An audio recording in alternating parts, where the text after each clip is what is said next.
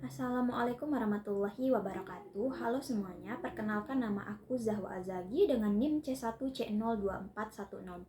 Pada kesempatan kali ini, aku akan membahas tentang PPNBM masukan dan PPNBM keluaran serta pengkreditan PPNBM. Sebelumnya yang aku hormati Bapak Wirmi Eka Putra SE MSI selaku dosen pengampu mata kuliah perpajakan 2. Baik, tanpa berlama-lama lagi kita masuk saja ke pembahasan pada pertemuan kali ini. PPNBM masukan ialah pajak yang dibebankan kepada produsen barang mewah atas kegiatan produksi atau impor barang tersebut.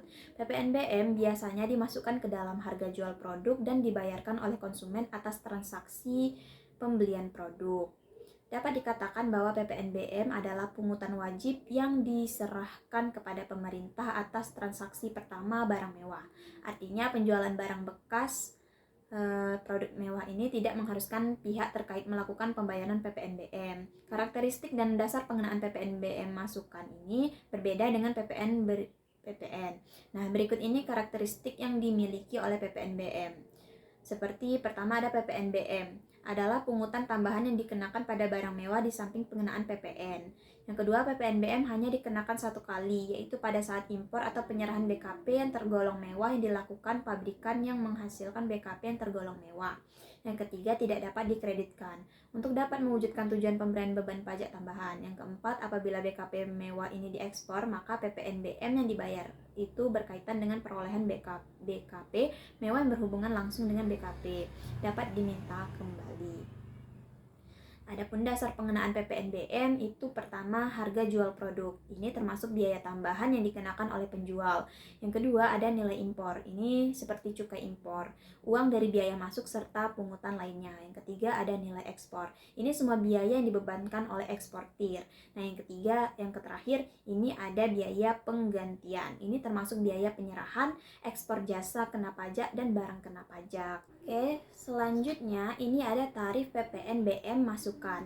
Tarif PPNBM masukan ini menurut Undang-Undang Nomor 8 Tahun 1983 tentang Pajak Pertambahan Nilai atau PPN dan Pajak Penjualan atas Barang Mewah atau PPNBM. Ini pengenaan tarif PPNBM paling rendah itu adalah 10% dan maksimumnya itu 20%.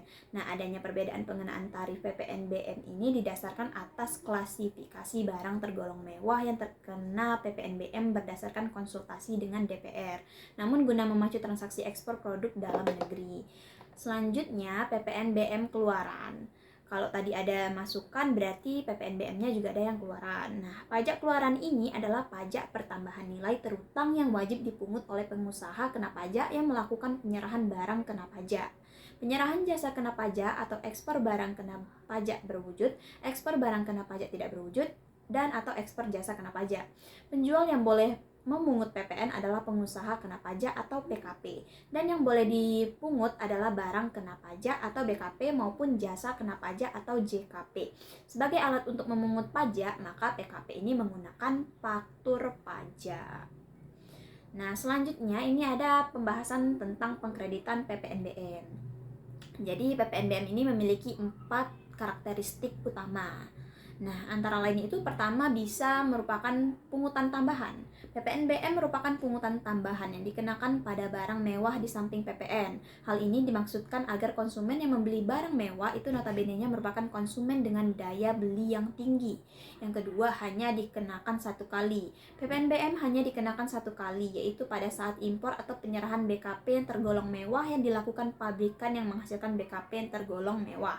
Yang ketiga, tidak dapat dikreditkan.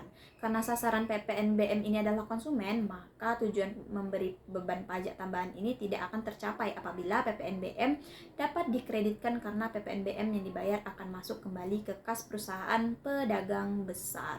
Yang terakhir, jika diekspor, PPNBM yang dibayar pada saat perolehan dapat diminta kembali meski PPNBM tidak dapat dikreditkan. Tetapi apabila BKP yang tergolong mewah diekspor, maka PPNBM yang dibayar berkaitan dengan perolehan BKP yang tergolong mewah yang berhubungan langsung dengan BKP dapat diajukan permintaan restitusinya. Nah, mungkin itu dulu penyampaian materi dari aku pada pertemuan kali ini. Mungkin lebih dan kurangnya aku mohon maaf. Aku akhiri wabillahi taufiq wal hidayah. Wassalamualaikum warahmatullahi wabarakatuh.